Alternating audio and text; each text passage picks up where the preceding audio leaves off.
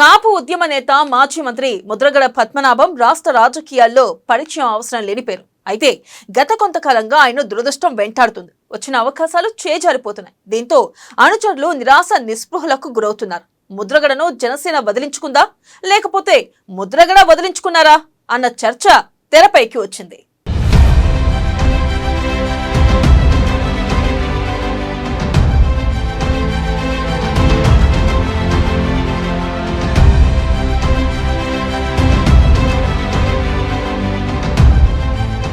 కాపు ఉద్యమ సమయంలో తుని రైల్వే స్టేషన్లో రైలు దగ్ధం కేసు అనంతరం తాను కాపు ఉద్యమం నుంచి తప్పుకుంటున్నారని ముద్రగడ పద్మనాభం ప్రకటించారు. క్రియాశీలక రాజకీయాలకు దూరంగా ఉన్నారు. దాంతో కొంతకాలం ముద్రగడను జనం మర్చిపోయారు. 2024 ఎన్నికలు సమీపిస్తున్న 6 నెలల ముందు ఆయన తాను రాజకీయాల్లోకి వస్తున్నట్లు ప్రకటించారు. దీంతో బీజేపీకి చెందిన నాడు రాష్ట్ర బీజేపీ వ్యవహారాలు పరిశీలించే ఎంపీ జీవీఎల్ నరసింహారావు ఆయనతో మాట్లాడారు. కాపు రిజర్వేషన్ల గురించి పార్లమెంట్ లో చర్చిస్తామని, ఇందుకు గాను బీజేపీకి మద్దతు ఇవ్వాలని ముద్రగడ నివాసానికి వెళ్లి మరీ కలిశారు. దీంతో ఆయన బీజేపీలో చేరతారన్న ప్రచారం అప్పట్లో జరిగింది. కానీ కార్యరూపం దాల్చలేదు.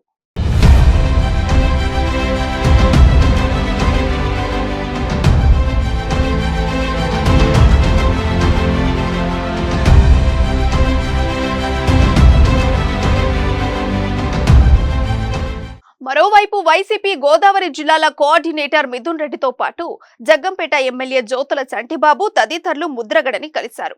ఈ క్రమంలోనే వైసీపీ పార్టీలోకి ఆహ్వానించారు. దీంతో ముద్రగడ వైసీపీలో చేరిపోతున్నారంటూ ప్రచారం జరిగింది. అది కూడా జరగలేదు. ఈలోగా చంటిబాబుకు వైసీపీ నుంచి టికెట్ లేదని సీఎం జగన్ తేల్చేశారు. దీంతో ఆయన కూడా సైలెంట్ అయ్యారు.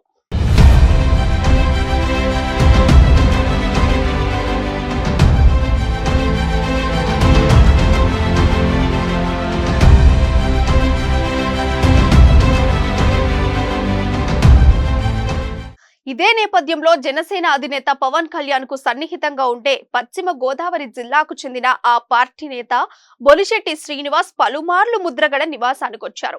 పవన్ కళ్యాణ్ ఇచ్చిన లేఖ ముద్రగడకు, ముద్రగడ ఇచ్చిన లేఖ పవన్ కళ్యాణ్ కు స్వయంగా అందజేశారు.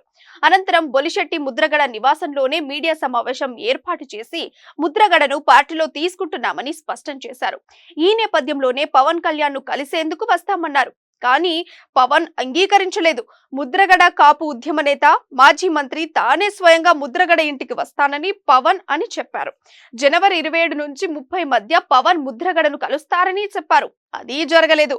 దీంతో ముద్రగడ చేరిక ఆగిపోయింది.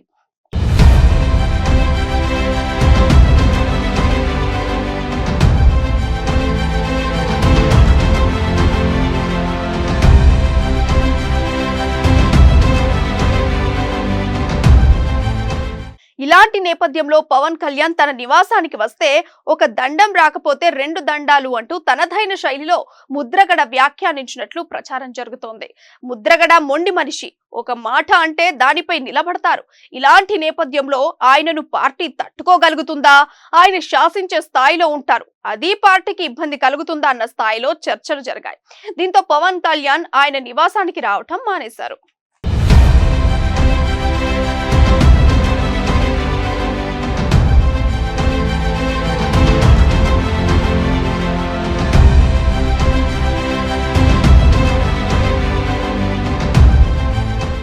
ఇదే సమయంలో జగ్గంపేట మాజీ ఎమ్మెల్యే టీడీపీ రాష్ట్ర ఉపాధ్యక్షులు మెట్టలో మంచి పట్టున్న జ్యోతుల నెహ్రూ ముద్రగడ నివాసానికి వెళ్లారు. ఆయనతో ఏకాంతంగా సమావేశం అయ్యారు. జ్యోతుల నెహ్రూ ముద్రగడ నివాసానికి వెళ్లడం రాజకీయంగా హాట్ టాపిక్ గా మారింది. ఆయన జనసేనకు టచ్ లో ఉన్న సమయంలో టీడీపీ తరఫున ఆహ్వానించడానికి వెళ్లారా అన్న ప్రచారం జరిగింది. కానీ దానిపై నెహ్రూ వివరణ ఇచ్చారు. తాను నిర్వహిస్తున్న కోటి శివలింగాల అర్చనకు ఇన్వైట్ చేసినట్లు పేర్కొన్నారు. అదే సమయంలో తనకు జగ్గంపేటలో ప్రచారం చేయాలని కోరినట్లు, అందుకు ముద్రగడ అంగీకరించారని వెల్లడించారు.